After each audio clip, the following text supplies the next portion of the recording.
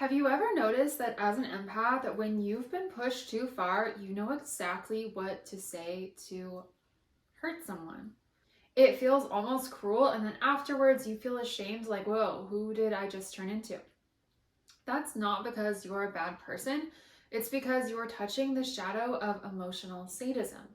And in this video, I'll show you how to work with it and turn it into healthy boundaries instead of shame.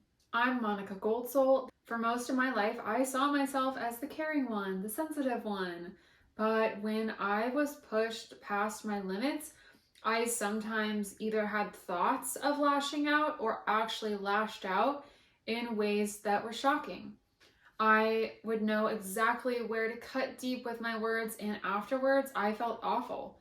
But learning to see that part of me with compassion instead of shame actually helped me heal and set stronger boundaries. So, why does this shadow show up? As empaths, we feel everything, which also means we know exactly how others are feeling. We are tuned in on a deeper level and have a gauge on how others feel about certain things. We can see others' pain more deeply, and most of the time we use this information to help other people. But when we've been pushed past our breaking point, that same sensitivity that's picked up on all of these things can flip, and we can use that information as a weapon. This shadow often comes from having a lack of boundaries for too long, which leads to anger, and that anger doesn't just disappear, it has to leak out somewhere. So how does it leak out? Well, you might notice yourself saying devastating things in an argument. You know exactly what to say to cut right to the core of what will really affect someone. Or maybe you feel secretly relieved when someone gets what they deserve.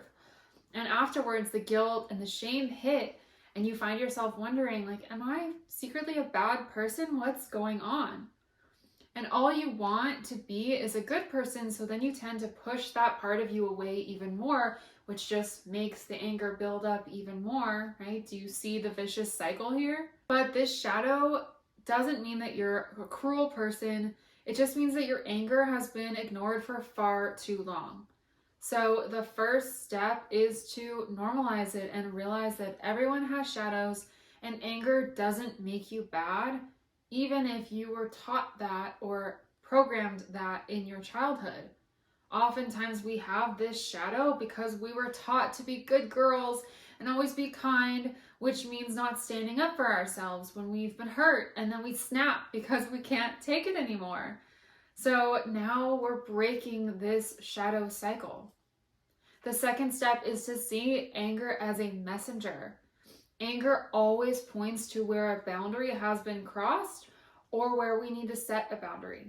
Anger is actually a protective part of us that's giving up a valuable message about what we need to do to take better care of ourselves. So when you feel that anger boiling up, tune into it and extract the message of asking yourself, where has a boundary been crossed, or where do I need to set a boundary? And the third step is to practice setting boundaries early.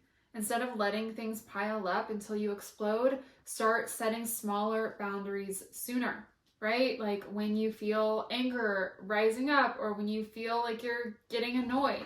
That's the time when you can speak your truth and set a boundary more gently before resentment builds and you explode.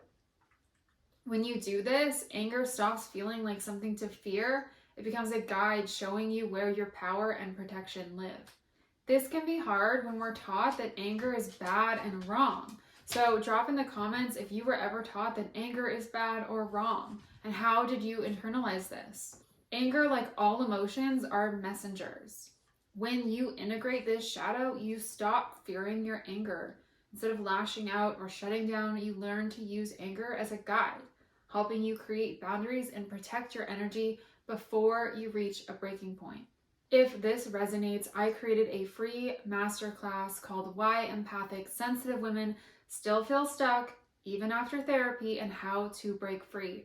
Inside, I share how to work with anger so you can stop feeling ashamed and start using your emotions as guides towards empowerment. You can watch it for free at the link in the description box. See you next time.